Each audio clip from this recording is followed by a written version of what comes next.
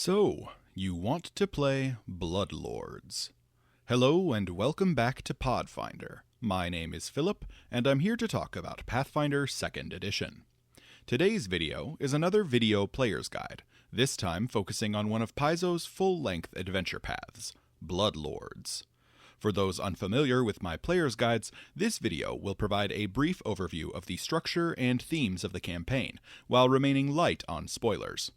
I'll provide a rundown of the setting and the lore leading up to the campaign, then dig into some mechanical options players can select to have a thematic connection to the story, including ancestries, classes, and religious options. With that out of the way, let's start with the campaign overview. Very minor spoiler alert for Chapter 1 of the AP, plus the broad strokes of the story. I won't spoil anything you can't infer from reading the blurb on the back of the book, or reading the player's guide. Bloodlords is a 6-part adventure path taking PCs all the way from 1st level to 20th level. It is the 9th adventure path which Paizo has produced for 2nd edition, covering books 181 through 186 in the Adventure Path product line. Even if you watch this video, I recommend that you read the Player's Guide for Bloodlords if you intend to play the campaign. It's available online for free, so check it out at the link in the description.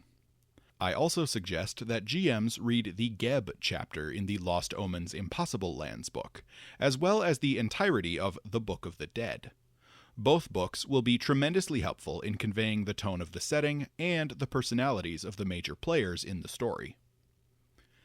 Bloodlords puts the players in the role of social climbers in a strict bureaucracy, starting from the lowest rungs on the social ladder and climbing their way into the nobility.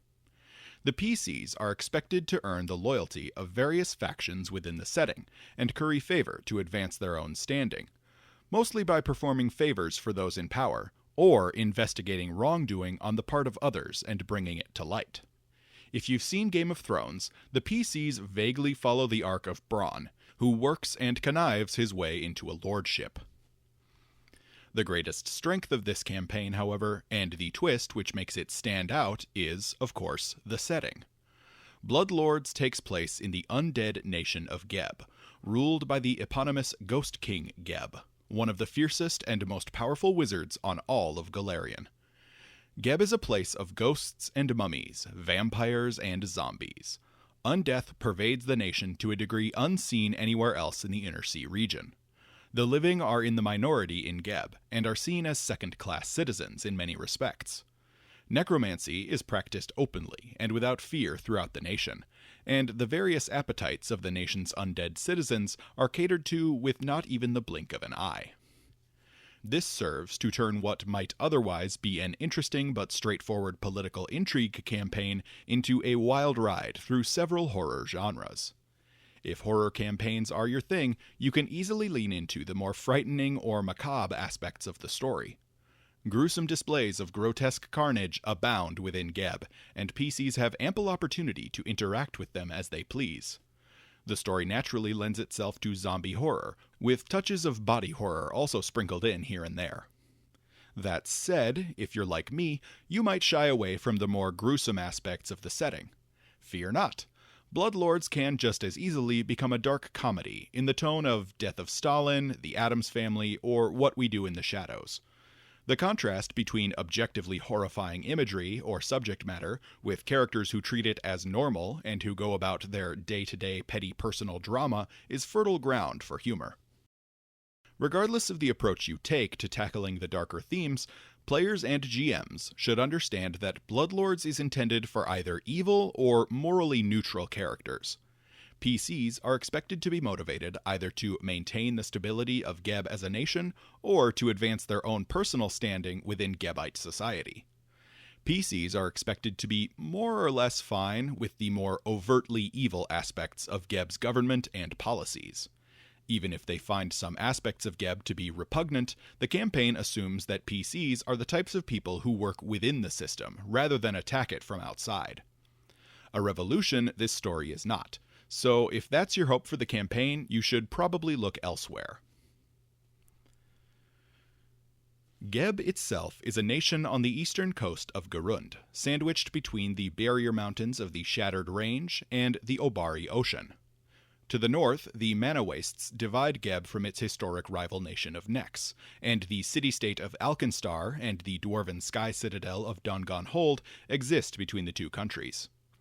To the south, the nation of Holomog, a large and bounteous land structured around blessings from the imperial lords of the celestial outer spheres, is not typically considered part of the Inner Sea region. Geb is ruled by the infamous Ghost King Geb, a necromancer of Osiriani descent who founded the nation in his own name. King Geb ruled for centuries as an immortal but living human, but took his own life out of boredom and depression for reasons I'll get into later. Unable to find peace in death, Geb returned as a ghost, and has ruled his nation for 4 millennia since, though his involvement in politics has been relatively hands-off until recent years. The nation of Geb is mostly managed on a day-to-day basis by the aristocrats of Geb, the Bloodlords for whom the campaign is named. The Bloodlords are a group of about 60 powerful nobles who've been appointed by Geb or his representatives to positions of power and authority over the common folk and the lesser nobles of the nation. Most Bloodlords are necromancers, following in Geb's own footsteps, but this isn't a requirement. Similarly, most Bloodlords are undead, and their ranks include shadows, mummies, liches, and vampires. There are a few living members, however, and most of these living Bloodlords are necromancers who have pledged to become undead upon their deaths to continue their service. The highest ranking of the Bloodlords is Chancellor Kemnebi, who is second only to King Geb himself in power. Geb the Kingdom is the only undead majority nation in the entire Inner Sea region, with the possible exception of the Isle of Dread in Avestan, if you count that. Undead make up the majority of the population, with the most common citizens being skeletons or zombies. This puts Geb in an interesting place economically, as most of the citizenry has no need for food. Geb's economy has capitalized on this by becoming the breadbasket for the entire Inner Sea region, with vast fields of crops tended by undying, untiring hordes of lifeless laborers. Food exports make up the largest portion of Geb's trade to other nations, and the entire economy rests upon the agriculture and shipping industries. Working these industries are the various economic, religious, and political factions who've risen to power in Geb. The factions in Geb are divided into 2 categories: the 5 great factions and the many lesser factions. The great factions are the most relevant to the plot in this AP, but the lesser factions also have their areas of influence and relevance. Individual Bloodlords are rarely, if ever, members of these factions, and instead manipulate the factions against one another to advance their own agendas. The Builders League consists of staunch traditionalists, and has jurisdiction over all large-scale architecture or public works, a power it wields with great skill. Members of the Builders League are motivated by the collection and preservation of knowledge, especially secret knowledge of an occult nature. Nearly all Builders League construction projects consist of hidden chambers, secret passages, or false walls, and more than a few projects are entirely hidden from view and are known only to League members.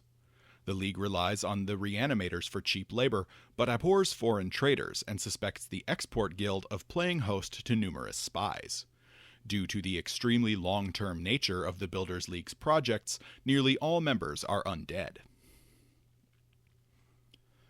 The Celebrants are the public relations managers of Geb, and rose to power with the return of Ghost King Geb to public life. Based out of the Epiphenomena, the great temple to Urgathoa in Mekatar, the Celebrants plan and coordinate innumerable parades, festivals, and feasts, declaring the greatness of Geb and the superiority of the nation he rules. Their budgets are functionally limitless, as King Geb has given them full access to the coffers of the Tax Collectors Union. In addition to serving as propagandists, the Celebrants act as monitors of popular opinion, and specialize in gathering information and sniffing out disloyalty. They especially dislike the Builders League for its secretive nature. The Export Guild manages all international trade in which the nation of Geb engages, including both imports and exports. This puts them on the front line of the lucrative agricultural trade which fills the nation's coffers, and makes them the group with the closest relations with people from other nations. As such, members of the Export Guild tend to be less traditionalist than many Gebites, but are typically no less loyal or patriotic. Trade deals are expected to be personally profitable to members of the Export Guild, but should never actively impede the success of the nation as a whole. The Export Guild has been trying for years to mask the less savory aspects of Gebite culture to improve their relations with other inner sea nations. The Reanimators are the guild responsible for raising, maintaining, and managing the legions of mindless undead who work the fields of Geb to produce the nation's bounteous harvests. Most members are necromancers, though they rarely raise new undead minions with any regularity. Instead, they administer or repair the existing undead workforce.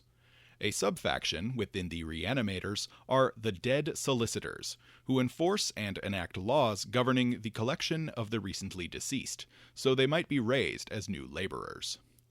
The Dead Solicitors are also responsible for snuffing out the use of positive energy in Geb, a task which they complete by any means necessary. Oh yeah, by the way, the use of positive energy is banned in Geb, including all spells which channel it.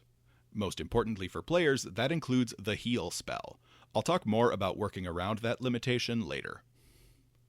The last of the great factions is the Tax Collectors Union. This organization does technically collect and report taxes for the entire nation, but its true function is the propagation and maintenance of the existing class structure in Geb. The Union, which is an incredibly dishonest name, is actually a formal oligarchy of the richest individuals in Geb and their immediate family members or employees. The goal of the organization is to ensure that the wealth of the Union members never stops growing and is never challenged or threatened by the rise of non-Union members. They control all banking in Geb and control the finances of citizens with manipulation of the market and cripplingly high interest loans. In a nation of scum and villainy, these guys are easily the worst. Gotta put a ghost touch property rune on a guillotine to deal with these assholes. Though no longer a great faction, the Carter's Consortium also wields a large amount of influence. This faction is responsible for transportation throughout Geb, making them tremendously important for the agriculture industry. The Carters were considered a great faction until a conspiracy was discovered in their ranks. The leaders of the Carter's Consortium were revealed to have been secret Pharasma worshippers for years, and the reputation and power of the whole organization suffered at this revelation. A number of lesser factions exist as well, including the Clothers, who manage textile production, and the Seven Signs, who regulate the use of non-necromantic magic. Additionally, the Secret Police of Geb, commanded by the Grave Knight Seldeg Bedlis, wields incredible power and employs numerous spies and enforcers throughout the land. The War Master Council is another faction worth consideration. This council of 24 undead generals manages Geb's vast armies and prepares them for the final battle with Nex. They function outside of the other power structures in Geb and answer only to the Ghost King himself. These factions all play an important role in the Blood Lord's adventure path, and PCs will build up their reputations with each organization over the course of the story. Players should expect to track their reputation with each faction through the collection of reputation points, and a better reputation can unlock special treatment or favors from specific organizations.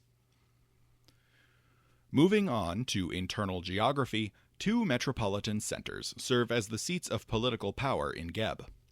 Mekatar, the capital, is the cultural heart of the nation. The capital is a place of decadence and wealth. Celebrations are held daily, and displays of money and power are commonplace.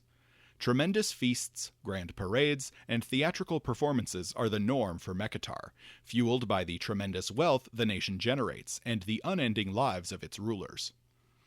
The city is built around the Cinerarium, King Geb's own palace, though the Cathedral of Epiphenomena holds a place of prominence as well. The Ebon Mausoleum serves as the academic center of Geb and the greatest repository of necromantic knowledge in the world. To the north, Iled is the largest city in Geb, and is ruled as a dictatorship by Bloodlord Hakajet. Surrounded by the semi-living Bone Wall, which has never been breached, Iled is functionally a military base, which has grown into a metropolis, and contains the majority of Geb's legions of undead soldiers. The entire city is run like a military outpost, with strict management of even mundane activities and a focus on productivity and efficiency. Bloodlord Hakajet rules from the Panopticon, a terrible tower which houses 4 colleges of necromantic magic.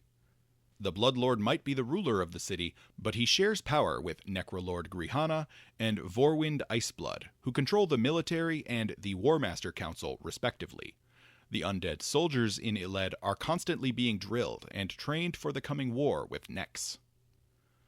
While Mekatar and Iled are the largest cities in Geb, the campaign actually starts in Greydirge, a small remote city in the west, which originally served as a military outpost during the war with Geb. Agriculture has taken over as the city's primary industry since then, and fields of zombie-tended crops surround the city for miles. Ghouls make up a substantial portion of the population, and the current governor of the city is a ghoul named Tafgekta Seven Stomachs. Bloodlords rarely take much direct interest in Greydirge, but those who do are careful to ensure that their motives always remain hidden. Greydirge's most notable features are its walls, which are primarily constructed of a combination of stone and bone. The city also plays host to a temple of Zon Kuthan, called the Empty Threshold, and a large brewery called the Crooked Coffin. Finally, the Dead Laws are the legal codes which govern the interactions between the living and the dead. These laws ban the use of positive energy in Geb and outlaw the hunting of undead by crusaders or other good-aligned citizens. At the same time, the laws outline the rights enjoyed by living citizens, preventing uncontrolled predation by those undead citizens who yearn for living flesh or blood. Under the Dead Laws, anyone who dies in Geb forfeits their bodily autonomy and will be raised as a zombie to support the agriculture industry as a field worker. Living beings, who are colloquially called the Quick, can avoid this fate of zombification by willingly transforming themselves into undead. Notably, there is a faction in Geb called the Quick Dead Coalition, who are advocating for an update to the Dead Laws to correct for the power imbalance which heavily favors the dead within Geb. Leftist skeletons. I love it. Maybe there's hope for this nation after all. The Archwizard Geb was born in Thuvia, the capital of Osirian, in the Age of Destiny, about 1,000 years before Eredin's raising of the Starstone. Geb worked with his family to overthrow the ruling pharaoh of Osirian, but was forced to flee when their plans were thwarted. Geb fled south into the Osiriani territories on the coast of the Obari Ocean, where he continued to develop his powers for 10 years. In -1108, Geb marched to the regional capital of Mekatar and politely requested that the local governor hand over the reins of power. The governor laughed, and kept laughing right up until Geb tore the soul from his body. Geb then installed himself as king of a new nation, which he named after himself, Geb. At this time, the nation of Geb wasn't an undead nation. It was simply a thaumakratic monarchy, with the necromancer Geb himself as the supreme ruler. To the north, the neighboring kingdom of Nex was in a very similar state during this period. The Archmage Nex founded his self-titled nation about 200 years later in the city of Quantium. Nex ruled his nation as an absolute monarch in much the same way as Geb, and both kingdoms had the study of magic as a foundational building block of their cultures. Additionally, the Archmages Geb and Nex had a lot of individual similarities. Both tended toward displays of grandeur and intellectual superiority, and both took great pride in their own accomplishments and the glory of the nations they founded. These similarities led to a cordial friendship between the two archmages at first, but this quickly devolved into a friendly rivalry, as both mages continually attempted to one-up each other. The ultimate result of this rivalry was, famously, war. In -892, Nex and Geb declared war upon one another, and this conflict would last for over 1,400 years. The war between Nex and Geb was defined in large part by incredible and terrible displays of magic on both sides. Nex created the flesh forges of Icanus to develop enormous monstrosities of flesh and magic to serve in his armies. Geb developed all manner of undead horrors to send toward his enemy, including a terrible leviathan which still exists in the waters off the coast of Nex and Geb to this day. Additionally, both wizards were functionally immortal due to their mastery of alchemical elixirs. The horrific magics which each nation brought to bear in their conflict had a terrible effect on the land itself. The soil in the contested lands between the two kingdoms became saturated and infused with raw magical energy, resulting in a swath of land which was functionally radioactive. This territory became known as the Mana Wastes, and is effectively uninhabitable to this day. Storms of wild magic surge through the region at random intervals, rendering all magic unpredictable and uncontrollable. The war between Nex and Geb finally ended in 576 AR, when Geb unleashed a toxic fog upon Quantium, bathing the city in death. Nex was only able to evade the catastrophe by fleeing into his personal demiplane, the Refuge, a bolt hole from which he would never again emerge. Geb had officially won the war, but he found the taste of victory sour in his mouth. He never fully accepted that Nex was dead, and became consumed with paranoia that his old rival was simply biding his time and waiting to strike. This, combined with his newfound boredom upon the conclusion of the war, pushed Geb into a state of depression, which spiraled out of control until he finally succumbed and took his own life in 632 AR. This did not mark the end of King Geb, however, as even death could not release him from his obsession. Geb returned as a ghost with no memory of his suicide. He found himself bound to Mekhitar, his capital city, and the effects of his return from death prevented him, and still prevent him, from understanding that this bond was a result of his own ghostly nature. This event marked a change in the society of Geb the nation, as entire legions of loyal soldiers sacrificed themselves to join their king in undeath. Officials and regular citizens alike were sacrificed, willingly and unwillingly, in the name of national pride and loyalty, transforming Geb into the land of the dead. During this period, Geb found himself largely uninterested in the affairs of state, and appointed the Bloodlords to manage the nation in his place. The Ghost King rarely manifested over the next few millennia, though none doubted that he was still in charge. One of the few events which did manage to hold his interest came in 3890 AR, when the Knights of Ozem, fresh off their defeat and imprisonment of the Whispering Tyrant, sought to redefine their purpose in the world by invading Geb and destroying the Undead nation. Their initial invasion was a complete disaster, and Geb took their insolence as a personal challenge. In revenge, he raised the invading knights as Grave Knights, and ordered them back to the city of Vigil, where they stole the corpse of Erasni, the deceased patron saint of the order. Geb took Erasni's corpse to his palace, and spent a year and a day performing a dark ritual to call her soul back from the afterlife. Erasni was forced back to the material plane as an unwilling lich under Geb's control, and was appointed as his queen. She ruled in his stead for 8 centuries, acting as chief executive of the nation and putting her substantial talent in rulership to work in drafting and codifying new and improved legal codes.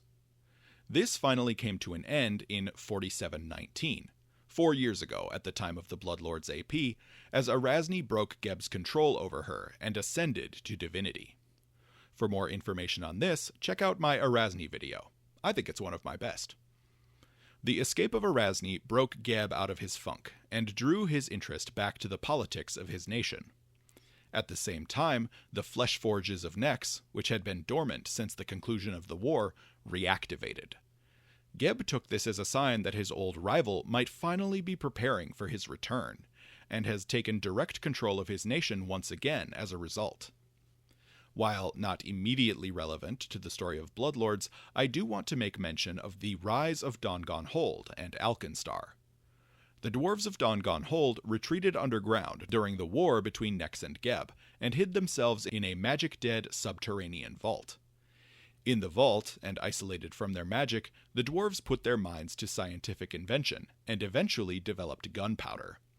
This gunpowder eventually emerged onto the surface in 4588 AR, when the human inventor, Ansel Alkenstar, made contact with the dwarves of Dongon Hold, and worked with them to develop the city of Alkenstar, a haven of gunpowder and clockwork technology. Alkenstar and Dongon Hold have emerged as regional powers in the years since, and both play prominent roles in the politics of the Impossible Lands. Finally, on a bit of a personal note, I've written a heavy metal song about the history between the nations Nex and Geb.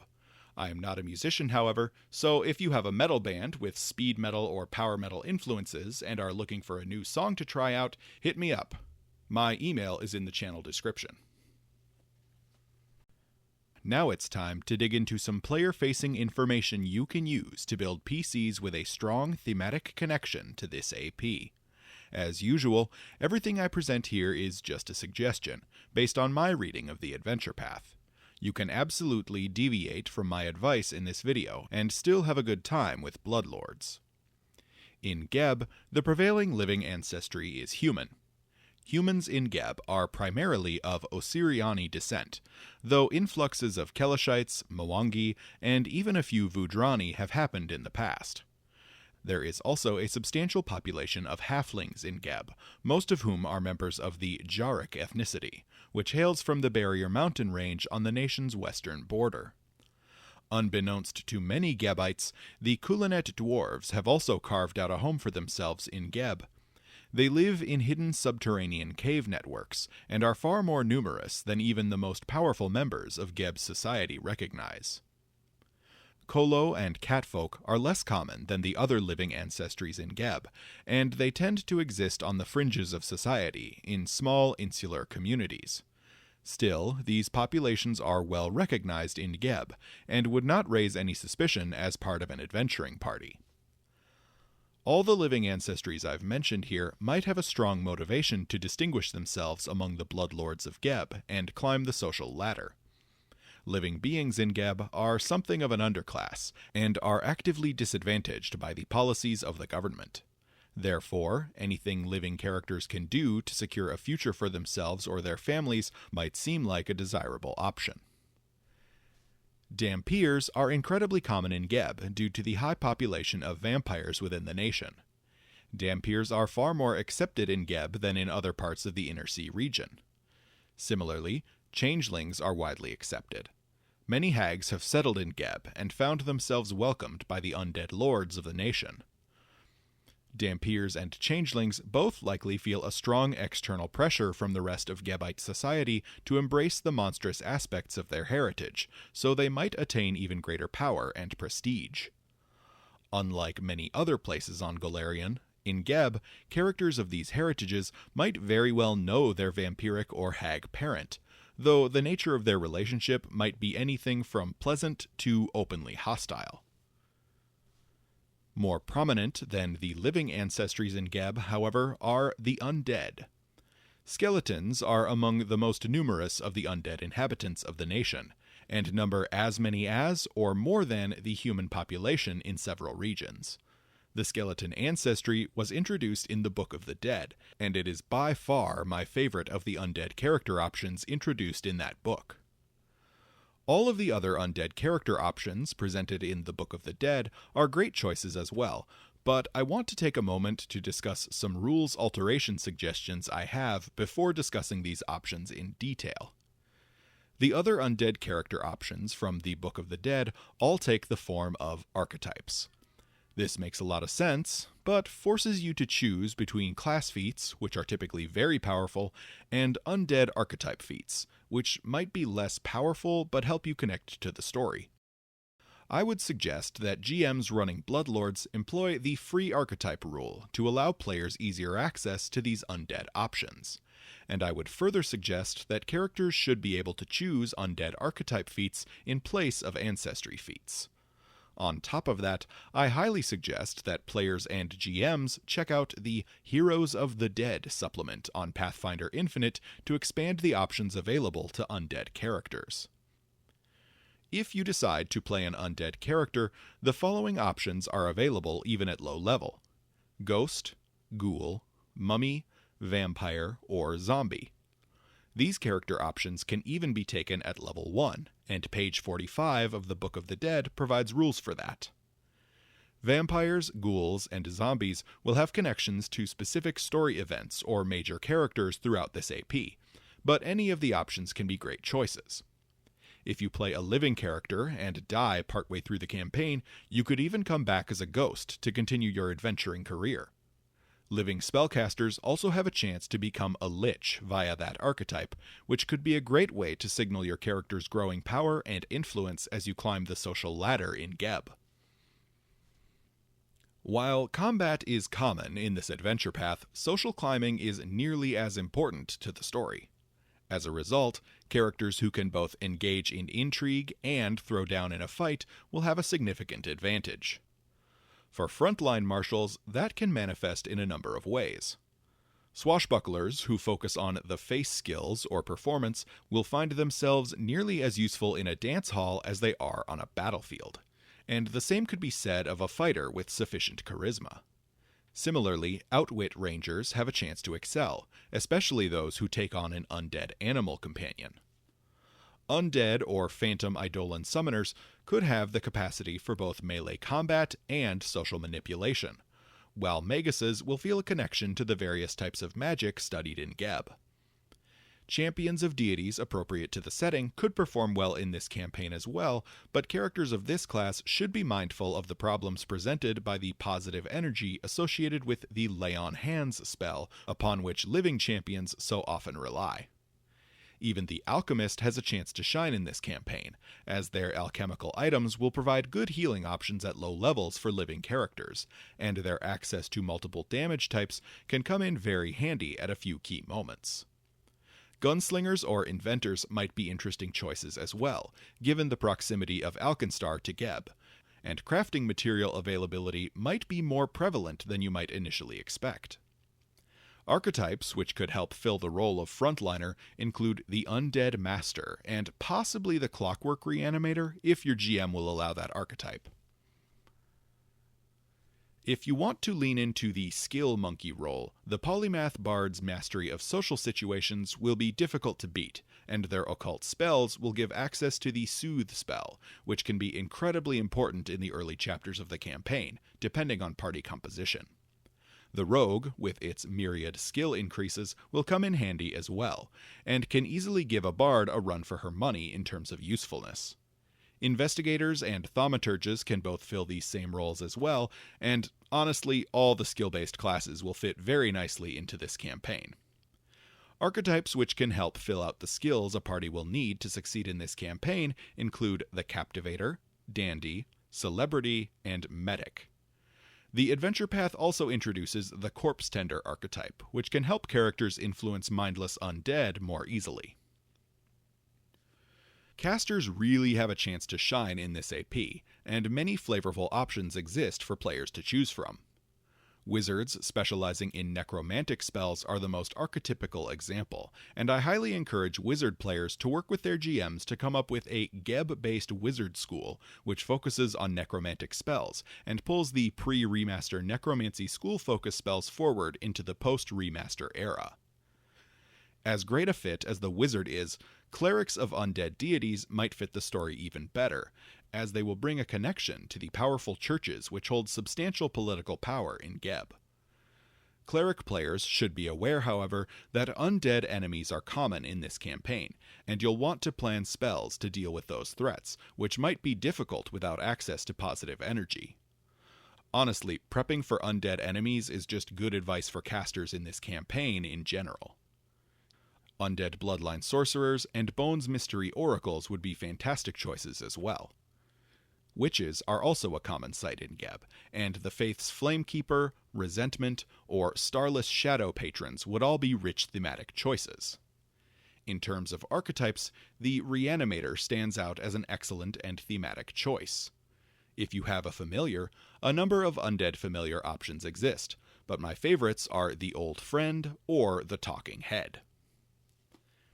If your party does have living characters, the ban on positive energy throughout Geb will present a serious problem in the early chapters of the campaign. The easiest way around this is through the use of other forms of healing, like the Soothe spell, alchemical elixirs, and the Medicine skill. I want to make special mention of the Stitch Flesh feat, as it will allow you to use the Medicine skill to heal both living and undead characters. If you're interested in the Herbalist archetype, check with your GM to see if the Stitch Flesh feat will allow you to use natural medicine on the undead. That said, don't let the ban on positive energy prevent you from playing a living character. There are plenty of ways of getting around it without breaking the law and getting your character arrested. Geb is a nation ruled by undeath, and so undead deities are great choices for this campaign as a result. The most prevalent of these is Urgathoa, the Pallid Princess, whose faith is nearly a state religion in Geb. The Church of Urgathoa wields tremendous political power, and even those who don't worship her are familiar with the practices of her faith.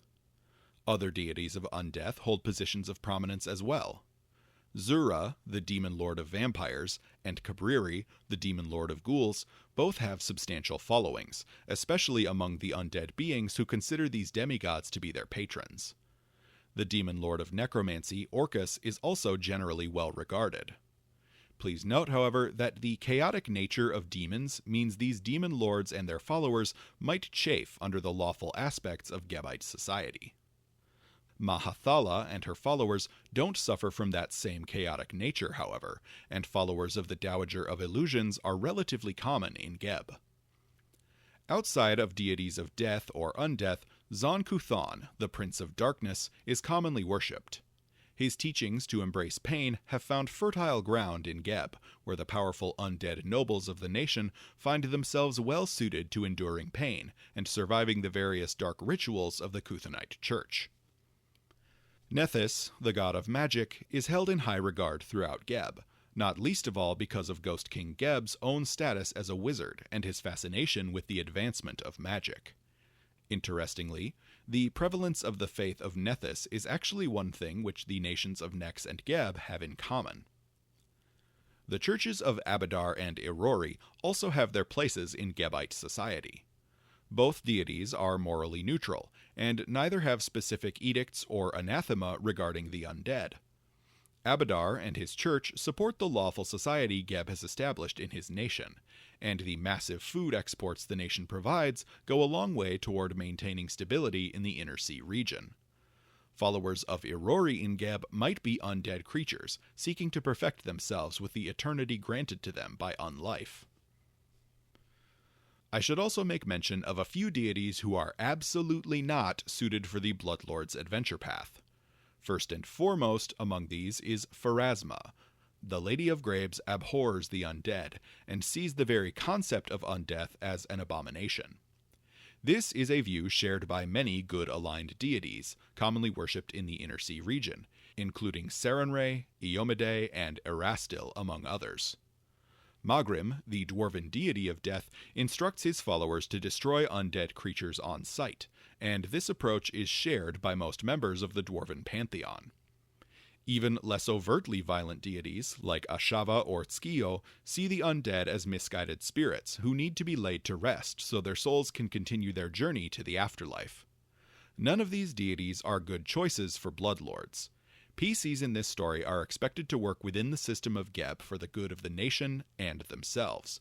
They are not expected to become crusaders or revolutionaries. On a similar note, Erasni is also a poor choice of deity for this campaign. Though the Unyielding is, herself, undead, she sees her undeath as a curse forced upon her by Ghost King Geb. Since escaping from his clutches, Erasni has sought to destroy Geb by any means necessary. The Church of Erasni still exists in Geb, but clergy in this church aren't clerics. The Church of Erasni in Geb is a civic organization, not a religious one, with clergy taking on the roles of functionaries of the state rather than healers or evangelists. Faithful followers of the modern Erasni who are in good standing with their goddess would be actively seeking to destroy the nation of Geb and assassinate the Ghost King himself, which is well beyond the intended scope of bloodlords. Alright, now I want to discuss the backgrounds presented to PCs for the Bloodlords adventure path. Like other APs, Bloodlords provides several pre-made backgrounds for PCs to connect them to the story. The 6 backgrounds for this campaign provide your characters with a connection to one of the many factions vying for power and influence in Geb's ever-shifting political landscape. The Abel Carter background represents characters who spent time in their past in the shipping and transportation industry. You are loosely affiliated with the Carter's Consortium, even if you've left your days as a transport worker behind you in favor of a life of adventure. One advantage your old position granted you was the opportunity for travel, and you became quite familiar with Geb's metropolitan areas as a result. In addition to training in either diplomacy or deception, and a skill feat associated with whichever of those skills you choose, you gain proficiency in a lore skill associated with either Grey Dirge, Mekatar, or Iled, the 3 most relevant cities to this campaign. The Construction Occultist background represents characters who worked in the construction industry, and specifically with the Builders League, before taking up an adventuring life. While you had plenty of exposure to the hard labor of construction, you also became familiar with the planning and organization which went into large-scale building projects. In addition, you learned that the Builders League had secret occult plans for many building projects throughout the nation, though the deeper secrets of these plans remain a mystery to you. You gain training in either athletics or occultism, a skill feat associated with your choice, and proficiency in architecture lore. The Corpse Stitcher background represents characters who began their careers working for the Reanimators. You spent your days as a medic of sorts, stitching the flesh of zombie after zombie to ensure the undead workforce of the nation remained in good working order at all times. You abandoned this line of work after realizing that you too might become a zombie laborer before long. In addition to becoming trained in medicine and gaining 1 of 2 skill feats associated with the skill, you also gain proficiency in zombie lore. The Food Trader background represents characters who participated in Geb's chief economic industry, food exporting. You traveled with food shipments to multiple nations across the Inner Sea, working closely with the Export Guild to ensure shipments were timely and regular. You drew many a disgusted gaze when you arrived in port no matter where you went, but your food was never turned down at the market, even if prospective buyers were sure to wear gloves and masks when handing you their payments. In addition to training in either crafting or society, and a skill feat associated with the skill you chose, you gain proficiency in mercantile lore. The Money Counter background represents former accountants who slaved away under the Tax Collectors Union. You worked as a coin counter for what felt like many years before finally succumbing to temptation and taking a few coins off the top for yourself. You turned in your resignation soon after, and the Tax Collectors Union never discovered your theft. In addition to being trained in either society or thievery, and gaining a skill feat in the skill you chose, you gain proficiency in accounting lore.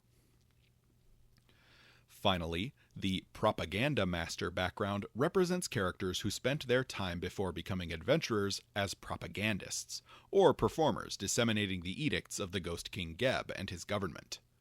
You have experience in public speaking, or in performing in the many parades and circuses which the celebrants throw throughout the nation. You remain in good standing with the celebrants, and have learned the finer points of social manipulation they practice. In addition to being trained in either acrobatics or performance, and gaining a skill feat based on that choice, you also gain proficiency in Urgathoa lore, as she is worshipped by nearly all members of the celebrants. Before I go, I want to take a moment to provide a little advice to GMs. Players probably shouldn't listen to this section, but I'll avoid spoiling any specifics. Bloodlords is one of those APs which has a great core concept, but which might need a little work to make that concept land. The campaign builds itself around the ideas of roleplay and intrigue, but in actuality it leans a little harder into combat than I think the writers intended. This might not be a problem, depending on your group, but I suggest you get a feel for how your group is enjoying the social aspects of the game and adjust accordingly. Additionally, some GMs and players in the community have complained that the final villain doesn't show up early enough, and comes across as a bit out of left field as a result. On top of all of that, some of the later books in the AP can feel a bit disjointed from the books around them. This issue mostly comes up after book 2, so you might need to do a little work to figure out how the events of one book might lead into or be foreshadowed in another book. Mechanically, there are also some issues of note. Several encounters in this campaign seem to assume that PCs will be living beings, as opposed to undead. These encounters are balanced around a living party, and an undead party will have several strengths, immunities, or resistances which could render these encounters entirely non-threatening.